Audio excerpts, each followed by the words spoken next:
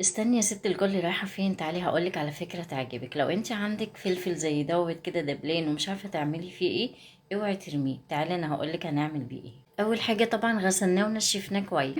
بعد كده هنعمل فيه ايه بقى يا ست الكل؟ تعالي هنجيب الفلفل الدبلين دوت. طبعا يا جماعة احنا دلوقتي احنا في زمن ما يترماش فيه النعمة خالص. هنجيب الفلفل ونقطعه كده اهو من النص كده زي ما انتوا شايفينه. تمام. بعد كده هنقطعه شرايح.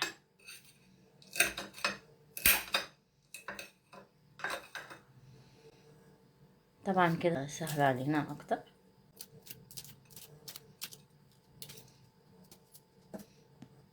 بعد ما قطعنا الفلفل كده زي ما انتوا شايفين، تعالوا اقول لكم هنعمل بيه ايه. اول حاجه طبعا احنا قطعنا الفلفل بعد ما غسلناه ونشفناه كويس. لازم يتنشف يا جماعه كويس جدا. بعد كده هتجيبي علبه فاضيه او كيس تلاجة، اي حاجه عندك بس تكون صغيره على قد يعني شويه الفلفل دول. بعد كده يا حبيبه قلبي هنفضي بقى الفلفل اللي احنا خرطناه دوت في العلبه اللي احنا جبناها او كيس التلاجة ايا كان عندك اهو.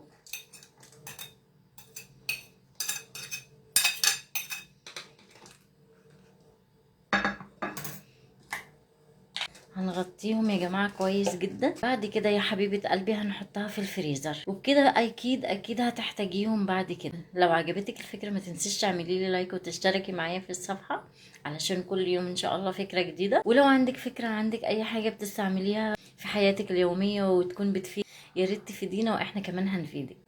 اشوفكم على خير في فيديو جديد ان شاء الله. مع الف سلامة.